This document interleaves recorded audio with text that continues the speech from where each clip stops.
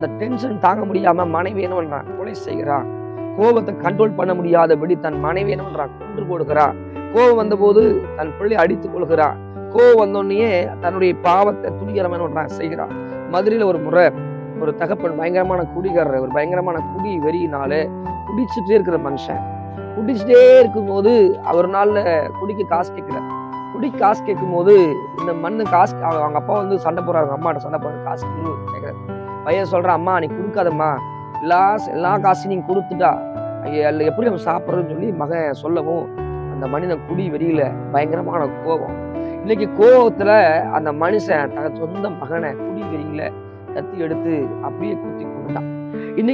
இன்னைக்கு அதுதான் சொல்லுகிறேன், கோபத்தில் எடுக்கிற முடிவு, கோபத்தில் எடுக்கிற தீர்மானம், கோபத்தில் எடுக்கிற பல காரியங்கள் தவறாதான் முடியுது பாருங்க. அதனால ஆண்டவர் சொல்றாரு, உங்களை பார்த்து என்னை பார்த்து சொல்றாரு, நீங்கள் கோபம் கொண்டாலும் பாவம் செய்யாதீர்கள், சூரியன் அஸ்தமாக முன்னே உங்கள் எரிச்சல் தனிய கடவுது. இன்னொரு வார்த்தையும் ஆண்டவர் சொல்ற 27 சொல்றாரு, பிசாசுக்கு இடம் கொடாமலும், பிசாசுக்கு இடம் கொடுக்க கூடாது.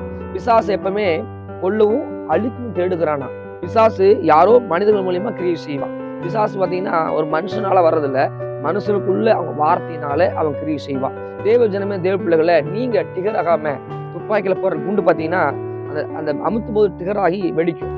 அது போல பிசாசு அநேக மனிதர்களை நமக்குள்ள கோபத்தை கொண்டு வர்றதுக்கு, நமக்குள்ள ஏதோ ஒரு பாவத்தை கொண்டு வர்றதுக்கு, நமக்குள்ள ஏதோ ஒரு கரையை கொண்டு வர்றதுக்கு, ஏதோ ஒரு விஷயத்தை கொண்டு வந்து வேலை செய்ய எப்போதும் அவன் காத்திருக்கிறான். தேவ ஜனமே, தேவ பிள்ளைகளை, பிசாசு வேற எங்கிருந்து ஒரு தனியா அப்படியே கொம்பு வச்சுட்டு பல்ல காமிச்சிட்டு வரமாட்டான். பிசாசு எப்பவுமே தெரிஞ்சுக்கங்க, பிசாசு இப்படி வருவா அப்படி நினைச்சுக்கோங்க.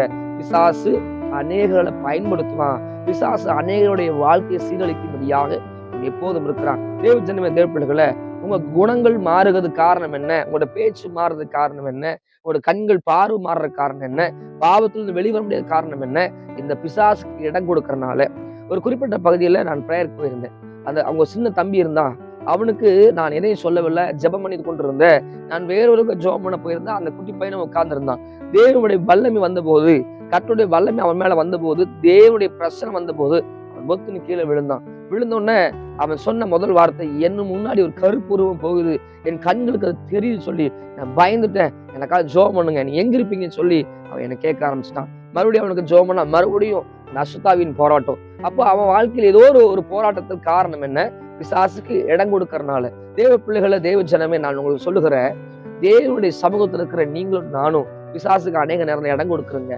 வைராக்கியம் வரும்போது, கோவம் வரும்போது, மனநல பாதிப்புகள் வரும்போது, ஒரு சில மனக்குழப்பங்கள் வரும்போது, பொறாமைகள் வரும்போது, எரிச்சல்கள் வரும்போது, இப்ப நினைச்சுக்கோங்க,